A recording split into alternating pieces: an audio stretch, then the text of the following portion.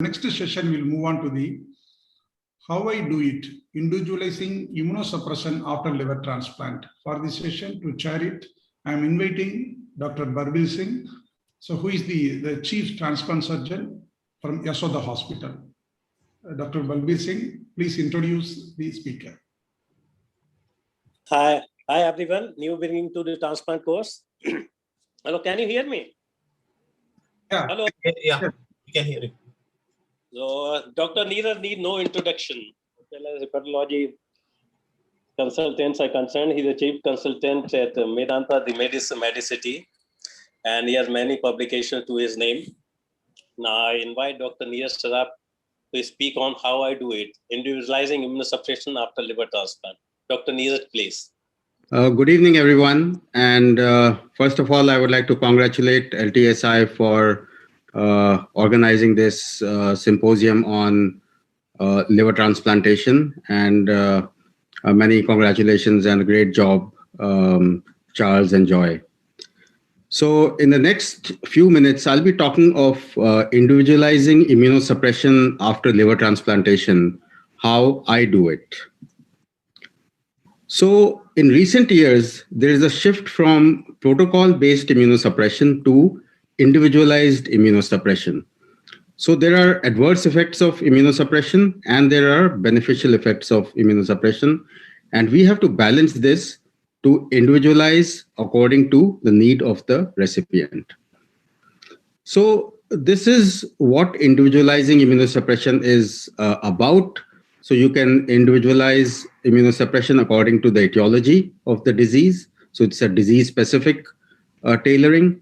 Complications of immunosuppression like renal metabolic syndrome, according to nature of transplant, whether it was a DDLT or the living donor transplant, according to age, ethnicity, and to some extent according to therapeutic drug levels as well. And in the next 15 odd minutes, I'll try and explain some of these in greater detail. So let's first talk of individualizing immunosuppression according to etiology. So immunosuppression can be and should be individualized in patients with HCC. And there is a concept of converting them to mTOR inhibitors. Hepatitis C is a different ballgame now. Earlier, we used to individualize their immunosuppression, do a slow taper, sometimes convert TAC to cyclosporin, but all that is gone now. With the DAAs, there is 100% cure rate, hardly any recurrence, and so HCV patients actually get the same immunosuppression. Individualization of immunosuppression can be done for autoimmune liver diseases, PSC, overlap syndromes, and of course, should be done for non-alcoholic fatty liver disease as well. So let's first talk of immunosuppression in HCC. So the traditional immunosuppressions given are the CNIs, tacrolimus, and cyclosporin. So what they do is they activate proto-oncogenes and pathways of cancer in dose-dependent manner. They promote tumor proliferation and resistance to apoptosis, and they promote metastasis. So they are oncogenic in a way. mTOR inhibitors, on the other hand, they are involved in cellular growth, proliferation, metabolism, and angiogenesis. And the mTOR pathway is upregulated in patients with HCC. So they block cell cycle replication and growth. So they are supposed to be anti-tumor, at least theoretically. So let's look at some data on mTOR inhibitors. So this was one of the first papers published in hepatology more than a decade ago. Almost 2,500 recipients who got transplant for HCC. And in a multivariate analysis, sirolimus-based maintenance therapy was associated with improved survivals for liver transplantation for HCC with a significant p-value. And as you can see, the dotted line, which is sirolimus-free, has a significantly lower survival as compared to the sirolimus-based immunosuppression regimen. Another meta-analysis looking at almost 3,000 participants, 5 studies, again showed immunosuppression that favored SRL-based immunosuppression had less HCC recurrence, and it was generally safe and prolonged patient survival in patients with HCC. Another meta-analysis published in Elementary Pharmacology, again showing that studies with decreased HCC recurrence favored sirolimus, and there was a lesser disease recurrence and overall mortality in the group which got mTOR inhibitors as compared to those which got CNIs. So in the last decade or so, there have been multiple papers, meta-analysis, showing improvement or less recurrence with sirolimus. Another randomized multi-center open label phase 3 study using sirolimus in patients with HCC. A large study, 45 centers. Group A is mTOR free and group B is mTOR inhibitors. And as you can see, the patients who got the mTOR inhibitors had a better survival as compared to those who didn't. But if we look at this study in more detail, the benefit was only in the first 3-4 years. After that, there was no benefit in recurrence or survival.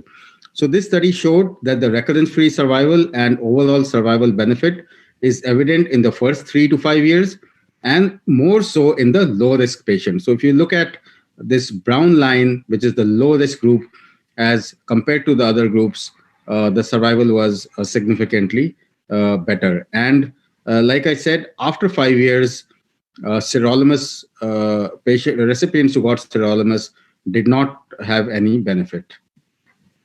Now, this is a recent study published from SG Lee's group from Asan Medical Center, Seoul. This is 24-month results of pooled analysis from 2 randomized controlled trials, one which had almost 500 DDLTs and another which had almost 300 living donor transplants. So in patients with beyond Milan criteria HCC, the HCC recurrence was lower in patients who got everolimus plus reduced TAC versus those who got standard TAC. So it was 5.9% versus 23%, but this number was not statistically significant. In patients within Milan, there was no difference in HCC recurrence, 2.9 versus 2%. So this paper shows that there's a trend for lower recurrence at 24 months for patients with advanced HCC beyond the Milan criteria. So what do we do? How do I do it at my hospital? So our standard immunosuppression is tacrolimus based. So in patients or recipients with HCC, we switch to mTOR inhibitors at week 4 or 6 after transplant. So initially we were using sirolimus, but now as there's more data coming up, we have started using everolimus plus reduced TAC in the first 6 months.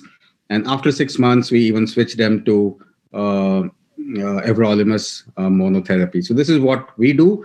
Now, this is a study which we published last year. Prashant from our group did all the work in this. And so this is not for preventing recurrence, but these are recipients who got recurrence. But even here, the mTOR inhibitors showed that patients who got recurrence had a better survival. So if you look at patients who got TKIs alone versus those who got TKI plus mTOR inhibitors, the improvement in survival was significantly more in those who got mTOR inhibitors. So mTOR inhibitors probably do decrease recurrence in patients with HCC. Now, what are the other disease-specific individualization of immunosuppression? So autoimmune liver disease is another one in which we can individualize immunosuppression. This is a study published by Gautam et al. In liver transplantation. So 25 publications on AIH recurrence. 23% had recurrence at a median of 26 months. TAC versus cyclosporin, there was no difference. And no difference in recurrence based on duration of steroid maintenance or withdrawal.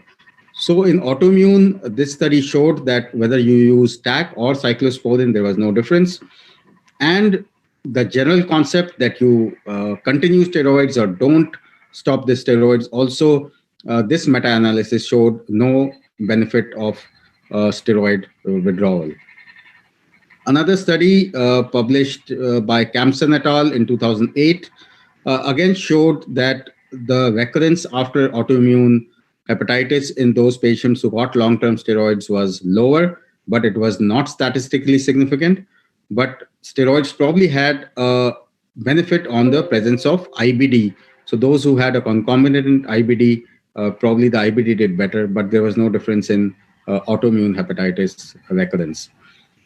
This is a study by Satpathy, published in Transplant International a few years ago.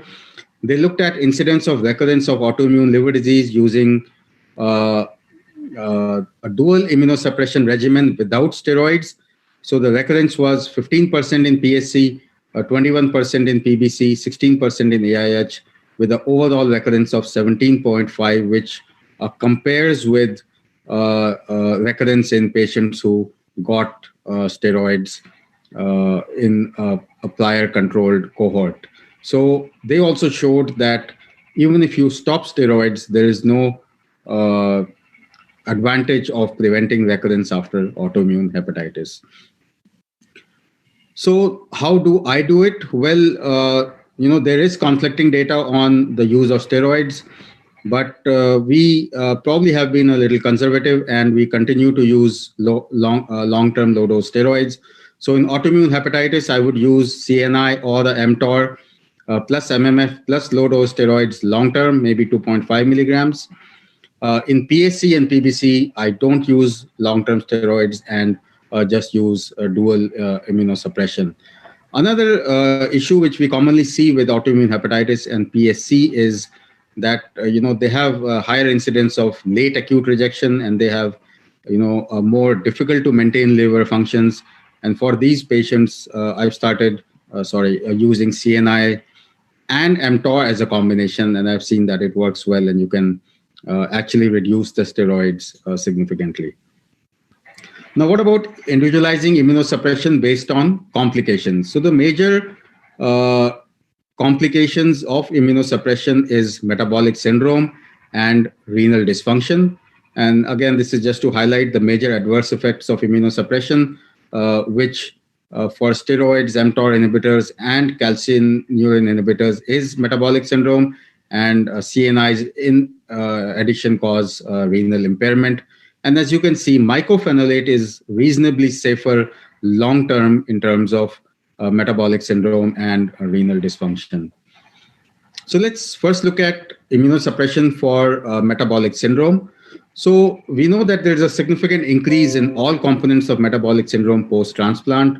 So diabetes, hypertension, dyslipidemia all go up after transplant significantly. Now, if we look at metabolic syndrome in context with immunosuppression, so corticosteroids, CNIs, and mTOR inhibitors all cause increase in metabolic syndrome. So most of them would cause increased gluconeogenesis, decreased peripheral glucose utilization, and decreased beta cell insulin production. CNIs do the same thing, and mTORs also decrease fatty acid uptake, decrease triglyceride synthesis, and increase hepatic gluconeogenesis. So the only immunosuppressing agent which does not actually have an effect on metabolic syndrome is MMF, and we'll look at that in a little more detail. So this study showed that MMF had a protective role in preventing cardiovascular morbidity in patients who had a liver transplant 5 years after transplant, a large study, 1,819 patients. And they showed that the risk factors for cardiovascular morbidity was gender, alcohol, obesity, dyslipidemia, and MMF-free therapy. So MMF had a role in preventing cardiovascular morbidity on a multivariate analysis. Another study showed that the initial use of MMF prevents post-transplant steatosis, so should have a beneficial outcome in patients who've been transplanted for non-alcoholic fatty liver disease. So what do I do in metabolic syndrome, or where NAFLD was the etiology for liver transplantation? So we know that there's a high prevalence of metabolic syndrome, diabetes, truncal obesity, leading to cardiovascular morbidity, de novo and recurrent NASH. So what I do is I minimize the CNI or the mTOR dose, and I've shown you the data and the adverse effects of all the immunosuppressing agents that CNIs and mTORs cause metabolic syndrome. So I try and minimize their dose. I do usual or a rapid steroid withdrawal, but what is different is I'll try and keep them on long-term MMF. So whereas in other etiologies, we generally tend to stop MMF 1 to 2 years after transplant, in patients with metabolic syndrome or NAFLD, I tend to keep them long-term on MMF, but try and decrease their CNI or mTOR dose. Another major cause of renal dysfunction after transplant is immunosuppression. And this is again an area where we need to individualize immunosuppression. So you can see that the major cause of renal dysfunction after transplant is CNI toxicity. And so again, the thought that if you convert CNIs to mTOR inhibitors, maybe we can decrease their toxicity and improve their eGFRs. So this is a study published again almost a decade ago using everolimus with reduced TAC, de novo. And so there were two groups, TAC, standard TAC group, and everolimus plus reduced TAC group, which were maintained at lower TAC levels. And there was a significant improvement in renal functions in the group which got everolimus and low-dose TAC. And this was immediate, as you can see here, and it was sustained for 1 year. This study also showed that the patients who got everolimus plus low-dose TAC achieved a greater gain in renal function. So not only do you prevent dysfunction, but there is a gain in renal dysfunction also in those who got mTOR inhibitors. Another study, the PROTECT study, again looked at everolimus versus CNIs. And so CNIs were discontinued at week 4.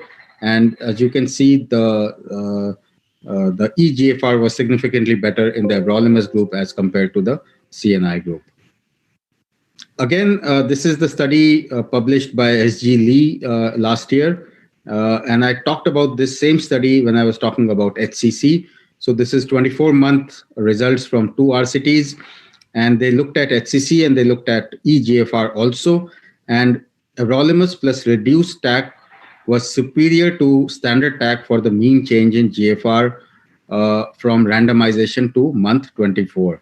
So this is where patients were randomized at week 4. And if you look at month 24, there is the GFR was significantly better in those who got everolimus plus reduced TAC. And this study also showed that the decline in eGFR in patients with CKD stage 1 to 2 versus TAC was much lower in those who got everolimus plus reduced TAC. So how do I manage patients or recipients who get renal dysfunction after transplant? So what we do is we monitor eGFR every 3 months. So we calculate eGFR of each recipient every 3 months. If the eGFR falls to less than 60, and obviously if there is no other cause for the renal dysfunction, we switch them from tacrolimus to everolimus. If it's being done in the first 6 months, then I would keep them on a reduced TAC. But if it's done after 6 months, the chances of rejection are low, and I even keep them on everolimus monotherapy. But what we must keep in mind with everolimus is proteinuria. And if the proteinuria is more than 800, then we need to stop the mTOR inhibitors. But the question is that, is it really that simple? mTOR inhibitors, I have started now thinking that are actually renal toxic also. And, the proteinuria they cause. So is significant, and maybe they cause renal dysfunction just by a different mechanism. So are they really less renal toxic? I think we need more data to really show that.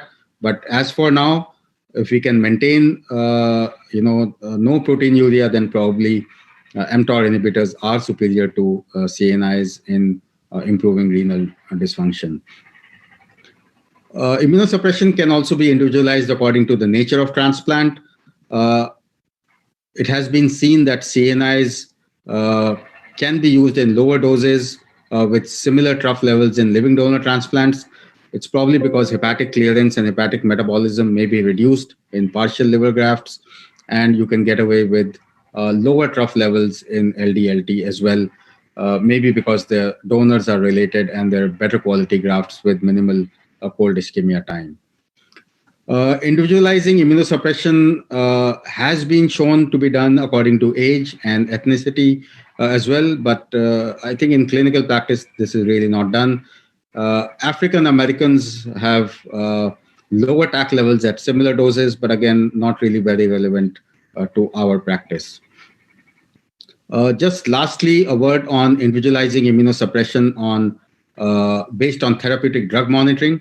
So these are, tacrolimus, everolimus, sirolimus, cyclosporin. These are drugs for which you can measure the drug levels, and this is how we use them in our clinical practice by getting their levels, trough levels done. So tacrolimus, 7 to 10 in the first 6 months, and after 6 months, 5 to 7. But what is really surprising is that all the data on trough levels is from the West, and it's mostly on diseased donor transplants. I think we all agree that we can keep our patients stable on much lesser TAC levels as compared to what has been described in literature. Various factors affect trough levels like liver functions, age, weight, albumin, CYP, isoenzymes, and hematocrit. And these should be looked into when we are trying to stabilize the TAC levels. Everolimus levels are also clinically available, and generally we try to keep it between 3 to 5. So you can do some individualizing of immunosuppression based on therapeutic drug monitoring as well. So to summarize, immunosuppression must be individualized according to need, recipient etiology, complications of immunosuppression, and the nature of transplant. Therapeutic drug monitoring, although there's a lot of interest on formulas and trying to personalize therapeutic drug monitoring, but again, that's not really done in clinical practice. mTOR inhibitors can decrease HCC recurrence post-transplant, and patients should be converted from CNIs to mTOR inhibitors. There are a lot of unanswered questions in HCC. Do they work in only early HCC? Do they work only in the first few years? I think we need more data to answer them. Immunosuppression individualizing for HCV is probably not relevant now in the DAA era. No significant role of baseline immunosuppression and long-term steroids in autoimmune hepatitis. Renal dysfunction is a major cause is a major complication of CNIs and can be minimized with early introduction of mTOR inhibitors like everolimus. But we must remember that mTORs have side effects in the form of proteinuria and metabolic syndrome. Immunosuppression protocols should be evolved to decrease metabolic syndrome post-LT and prevent NASH and cardiac related morbidity. And I think using MMF longer time will help in that. So low-dose CNI plus MMF is beneficial in recipients with metabolic syndrome and NASH as an etiology. Thank you for your patient hearing. Thank you. Thank you, Neeraj, for elaborating the immunosuppression beautifully in different disease setting. Now, I would like to comment on this. Everolimus we start very early, some in cases of renal function, as well as we start during first week itself. But make sure, as you discussed, we have to look at proteinuria, and we do chest X-ray, lungs also, because they cause interstitial fibrosis. As far as but we never stop TAC, as well as we continue to start TAC in very low dose along with everolimus in cases of renal dysfunction, maybe twice a week, maybe once a week, but we never stop TAC. As far as SCC, we start during first week in as well as other conditions also, we are fond of starting everolimus very early. We have never used sirolimus in our setting. As far as metabolic syndrome is concerned, yes, very correct. You have to reduce the CNI dose as much as possible and continue MMF. As far as autoimmune hepatitis, we continue to give low dose steroid for long term, maybe 5 to 7 years or so on. As Neeraj has to go, he's not in a condition to answer your question. We will not take any questions, and we hand over the proceedings to the Joy to continue further.